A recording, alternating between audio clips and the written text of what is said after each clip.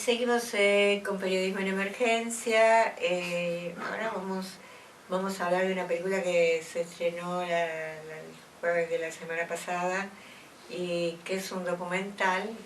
Vamos a mostrar la cámara, el afiche, que dedicado a la memoria de Ortega Peña. Se llama La muerte no duele. Y su director, Tomás de León, está acá con nosotros y vamos a tratar de reconstruir cómo hizo este documental tan interesante que revela tantas cosas por ahí no conocidas y tantas cosas que pasaron y vivimos y que mucha gente no recuerda o no quiere recordar. ¿Cómo estás, Tomás? Muy bien, muchas gracias por la invitación.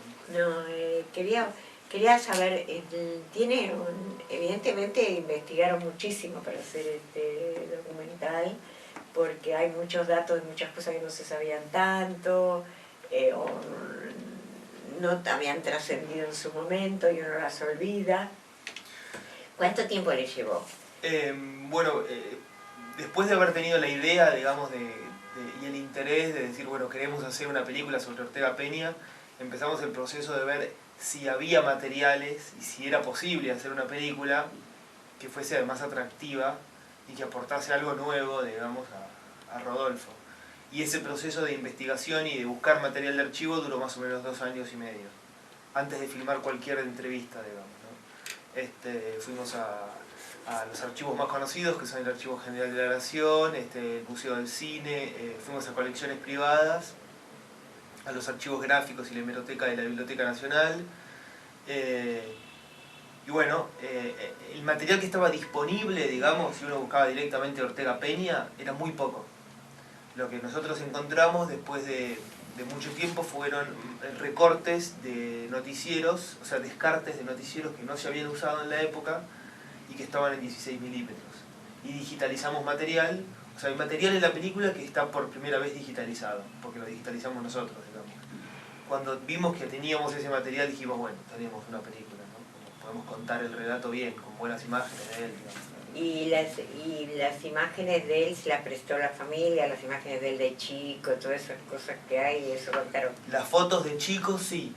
Es muy interesante porque si vos te fijás en la película hay 2 o 3 fotos de él, de grande, algunas de chico, esas sacadas por los padres, ¿no? En actividades así, andando a caballo, ese tipo de cosas. Y después, de él ya grande, con su mujer y sus hijos, hay muy poquito. Casi nada. Casi nada. Casi nada. Porque a él le reventaron la casa, como se decía en esa época, y le robaron todas las fotos. Entonces, la única fotografía que los hijos tienen es la que aparece en la película. De él con sus 2 hijos entrando al mar. Ay, qué increíble, ¿no? Qué increíble sí. Eso.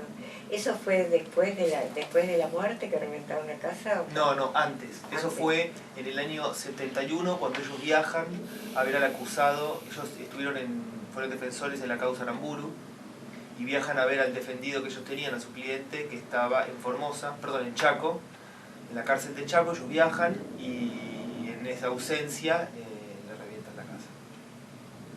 ¿Cómo se dice? Qué barbaridad, qué terrible todo, ¿no? Qué terrible todo el proceso, todo lo que lleva al asesinato, ¿no? Es decir, cómo lo tenían absolutamente en la mira y la actitud de él, que por eso el título de la película sale de una frase que él le dice cuando le contesta a uno de sus tantos amigos, que le dice cuídate, cuando le ofrecen incluso se cuenta en la película que le ofrecen un chaleco antibalas y demás, y él dice la muerte no duele, como diciendo, bueno, si tiene que suceder, sucederá, ¿no? Claro, había ahí como una idea, 2 días antes de que lo maten, se juntan amigos y le dicen, lo que era peor todavía, porque como se sabe los asesinatos eran cantados, o sea, se avisaba a ciertas personalidades un poco para que se fuesen del país o para que bajaran la incidencia que tenían en los medios, y los citan y le dicen, tenemos el informe de la CIDE donde aparece tu nombre, de la CIDE, de los servicios de inteligencia, que te van a ir a buscar, ya se sabía. Y no lo logran convencer de que él se clandestinizara, él era diputado nacional, y él dice, no me voy a clandestinizar porque clandestinizarme sería darles la razón, digamos. y ahí es cuando dice la muerte no duele. Qué horror, ¿no? Qué cosa tan espantosa, tan dura, tan difícil, pensando un momento. Además, ver la película significa recordar todo eso que nos pasó, ¿no? Recordar que vos, por supuesto, me imagino que no viviste nada. Zafaste de no vivirlo. ¿Cómo te interesás en hacer esto? A mí yo fui criado en una casa donde se hablaba mucho de historia. Mi padre era progresista, era peronista más ortodoxo, digamos. Y la verdad es que cuando yo oí que había habido un diputado que en el año 74 había jurado que la sangre derramada no será negociada, me llamó la atención porque si yo no lo conocía, que tenía cierta competencia cultural en el tema, dije, bueno, ahí hay algo interesante. Y después cuando empecé a ver qué había hecho Ortega Peña, ¿no? Hay que decir que más allá de ser un militante, había escrito 10 libros de revisionismo histórico, había sido diputado nacional, como abogado sentó jurisprudencia en base al primer caso de desaparecidos que hubo en democracia. Que fue lo de Felipe Vallese. Felipe Vallese. De Felipe Vallese, que yo siempre lo uso. Pues fíjate, a mí me sorprendió todo eso mucho, porque cuando yo en una época empecé a decir que la muerte eran tantos los muertos y los desaparecidos que la muerte carecía de valor, que toda nuestra lucha durante mucho tiempo fue Felipe Vallese era como nuestra bandera, ¿no? Y que de repente 30.000 desaparecidos. Es decir, era como que la muerte ya no se podía individualizar, ¿viste? Años con Felipe Vallese siendo digamos, nuestra forma de protestar y nuestra forma de militar, y de repente eran 30.000, ¿no? Fue todo eso que consiguieron de todos nosotros la dictadura militar, ¿no? La dictadura cívico-militar.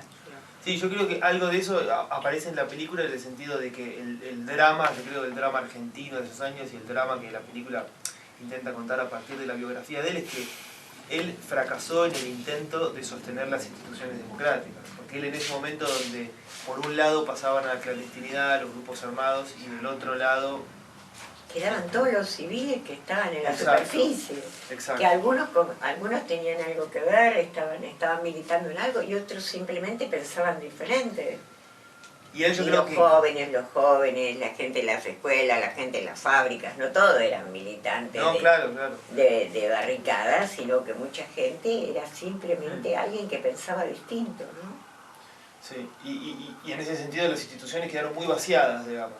Yo creo que él siempre apostó hasta el último día, por eso él decía no clandestinizarse, no bajar el copete, digamos, como seguir ahí, era porque él era diputado nacional, había sido votado por el pueblo, digamos, y renunciar a eso sería para mí vaciar la institución. Y él creo que apostó a eso en un momento donde eso fracasó, ¿no? Las instituciones fracasaron. Yo creo que el asesinato de él revela eso, que en ese momento fue tan extremo que era imposible la actividad democrática, aún antes del proceso, ¿no? Estamos hablando. No, en esos sí, años, sí. En esos años que se está gestando todo y que la gente, yo me acuerdo porque yo los conocí mucho, yo en esos años trabajé en noticias de Canal 13, entonces yo los veía frecuentemente y además porque yo tenía muchos amigos que eran... que junto con un sacerdote, el padre Botán, y muchas veces con Carlos Mujica, yo iba a la villa a hablar con la gente, hice muchas notas en las villas en ese momento, tanto en la villa Lugano, que estaba el padre Botán, como con Carlos Mujica, y conocía a casi todos los sacerdotes, muchos de ellos ya no desaparecieron, no los mataron. Entonces, con Ortega Peña y con Luis Eduardo Duhalde era muy frecuente que yo estuviera con ellos. Fuimos una vez a Córdoba todos juntos para un encuentro con los periodistas y con toda la gente que estaba trabajando, tratando de pelear por la verdad en ese momento, ¿no? Y bueno, para mí esta película tiene también un significado muy particular de alguien que yo conocí mucho, que fue muy valiente y que hasta último momento pensó que defendiendo... Que de alguna manera, como vos decís, la institución iba a servir para defenderlo, ¿no? Es decir, como que el ser diputado, tener fueros y todo eso. Bueno, yo te digo que nosotros cuando nos aplicaron la ley de todas las leyes que había para los trabajadores en el Canal 13, a nosotros nos aplicaron la peor, directamente nos consideraban subversivos.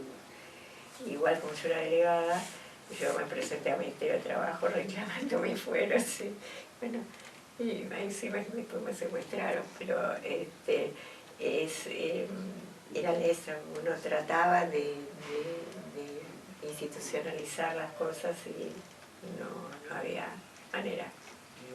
No había manera, y además uno todos los días, y ellos eran los únicos que nos contaban realmente lo que estaba pasando, cómo durante todos esos años se perseguía a la gente, sobre todo en el interior, que a los militantes, cómo se los torturaba. Uno estaba al tanto a partir de Ortega Peña y de Duhalde, ¿no? Que eran realmente los que estaban llevando toda la bandera, y además del grupo de los 8,